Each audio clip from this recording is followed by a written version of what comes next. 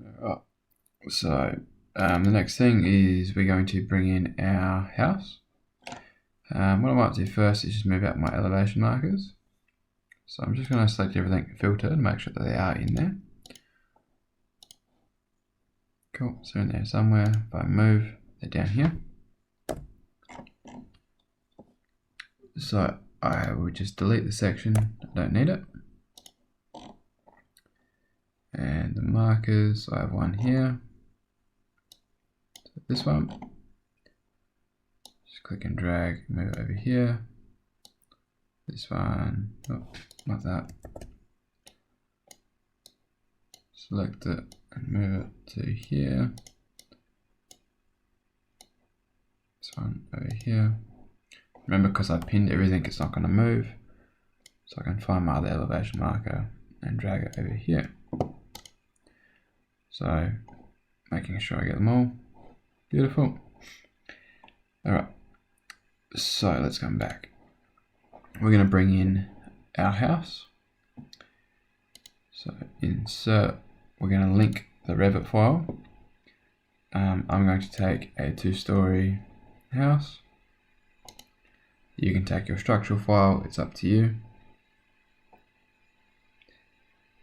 Or you can take the 2-story one that we did in the last couple of weeks. So what you find is it's sitting down here. We're going to bring it up. So let's come to any elevation. What I'm going to do is I'm going to create a new level. So LL. And I want to try get it up at, because obviously my topo surface is sitting at that 8.5, whatever it is. So let's start this at, let's go 9,300. Put it over here. And drag it to the other side. If you don't want to drag it, you can right click and maximize.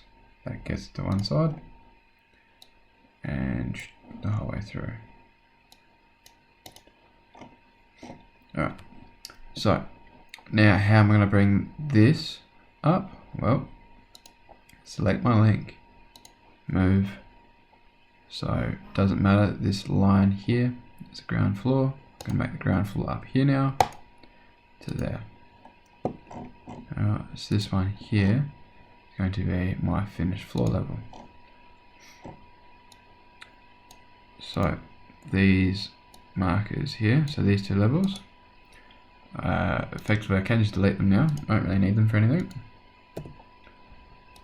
So I can delete that one, I can delete that one. Another cool thing with Revit, as I think I discussed before, is we can bring in these levels as well.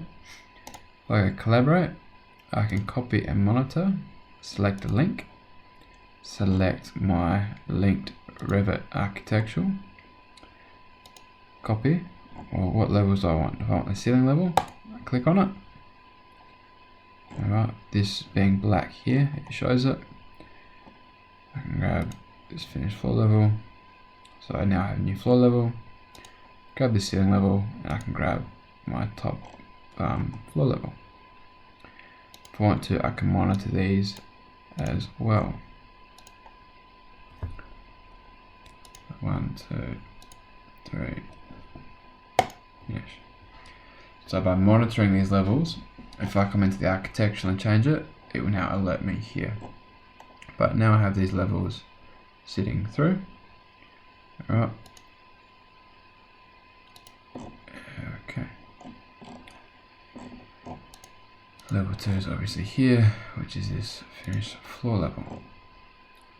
Alright, but now I can alter these if I want to.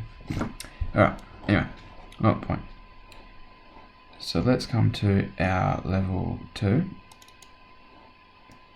What I can see is the house isn't actually sitting on my topography, which I'll be able to see here as well. It's sitting on the outside. So quite simply, select it and just move it in there anywhere. Let's move that back. Alright, let's go somewhere here.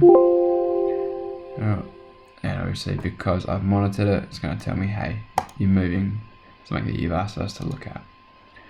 But now what you can see is I have my house sitting on my topography. I can just hide all these levels down here. So that is the first part of how we bring in a house. Center it back up here. So now I have my house sitting on my topography. It is floating at the moment. Alright, the reason for that is the level that I put it on. It's much higher than the bottom. This will adjust when we look at our cut and fill. Alright, so that's going to be my next things to go through, is how we do that. So that's how we bring in a house. So please make sure you do that. Bring in a house, whether it's your practical 3, the 2-story that we did, or this one,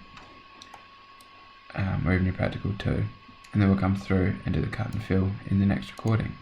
Thanks guys.